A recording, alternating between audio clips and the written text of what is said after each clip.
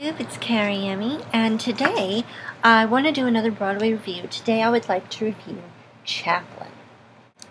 So here's the thing about this show. I really wanted to love it. I came in wanting to love it, but for me it's what I would call a missed opportunity. And I'm going to get a little bit into why I feel this way.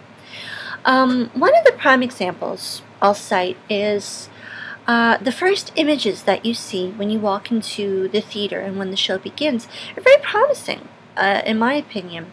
When you're sitting in your seat waiting for the show to begin, there's this projected image of Chaplin on a scrim, and as the action begins, the photo animates and it just kind of morphs seamlessly into the live action on the stage, and Rob McClure, the star, is standing on a tightrope, and all the women in his life are standing below singing "What You Gonna Do When It All Falls Down," and you're thinking to yourself, okay, I'm in this. I'm buying this so far. It's gonna be sort of abstract, psychological exploration of Chaplin's life, but it didn't end up being that way. It started out so promising, but for me, it kind of fell flat. Now, I want to echo the sentiments of some other reviewers, especially one of my favorites, Patty and Emily. I highly suggest you, if you like my stuff, they're like 10 cajillion times better. But anyway, I digress. So, I will echo their sentiments and say that I know it's really difficult to do an autobiographical show and get in an entire person's life, but I just kind of felt like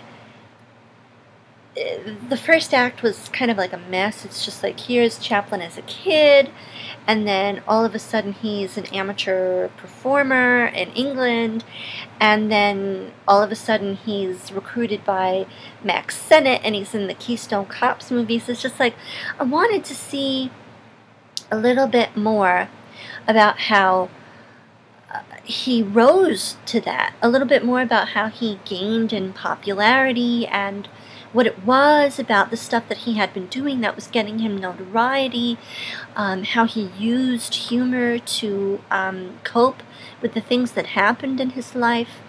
There just wasn't any of that. And there was one moment towards the beginning of the second act where Chaplin is making fun of Adolf Hitler.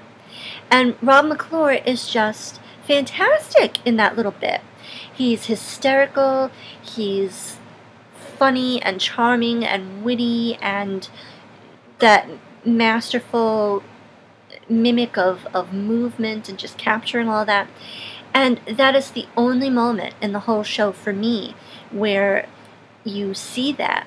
Now, I'm not faulting Rob McClure. When he is playing the little tramp, he's fantastic. You can't take your eyes off of him. He's wonderful. He's a perfect casting choice for it. And I think it's more of a book problem than a performance problem. And my other problem with the show is that it seemed to me, at least, that the focus of the benefit of Chaplin's rise to fame seemed to be the money. That was kind of all they spoke about for a long time, and they really didn't touch on how he was, helping people through the war and the depression and making them laugh and smile and forget about their problems for an hour or two. And I mean, I know people aren't going to sneeze at money when they become famous, but I think, especially with, just from the things I know from watching the Robert Downey Jr. movie and intro to cinema in college, I know that there were more layers to it than that. So it just seemed kind of superficial that they kept talking about, now you're rich and you've got this and that and you can do anything you want. I didn't really buy that. I would still see it though. I would still recommend it if you could get like cheap tickets on TDF or something, because again, as Patty and Emily said, Rob McClure's performance is probably one of the best ones this season. He's pretty great.